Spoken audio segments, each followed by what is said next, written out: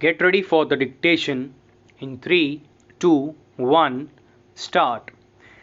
It gives me immense pleasure to be here with all of you on the occasion of the Golden Jubilee celebrations of the National Institute of Bank Management. 50 years of service to the nation is a matter of pride.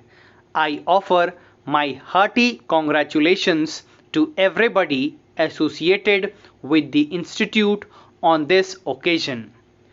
It was the great foresight of Reserve Bank of India and banks to have set up the National Institute of Bank Management for capacity building.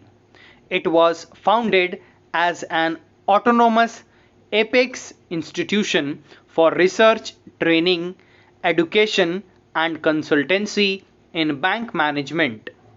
It has been living up to its mandate.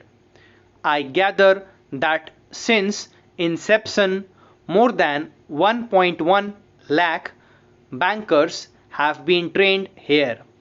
NIBM campus has also hosted nearly 9,000 international students. The institute has thus contributed immensely to the building of India's soft power abroad. During my visit abroad as president, I am glad to see youngsters from India as well as those educated or trained in India making an impact. Ladies and gentlemen, banks are fulcrum of our economic system. Their efficiency in this role has earned trust and respect of people. Our constitution promised economic justice for all citizens. Banks were considered the crucial vehicle to deliver this constitutional commitment. On this occasion, I commend banks in India for charting out a mandate well beyond their traditional role as a financial intermediary. They have been an integral part of the state's efforts to reach out to every section of our population.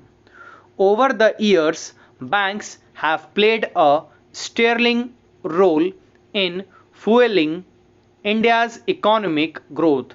At the time of independence, the banking sector faced many challenges, including lack of presence and instability. For a nascent republic, these were major hurdles in creating economic opportunities for its citizens. But the progress made by the banking sector since then can be viewed with sense of satisfaction. Today, the number of bank branches opened in a year is comparable to the total number of branches we had at the time of independence. Banks have made their presence felt in most of the villages of India. Regulatory oversight of the Reserve Bank of India has also brought greater stability to banking operations. I have learnt that recently role of Reserve Bank of India as regulator has been enhanced. We trust that this will deter malpractices and make our financial system more credible.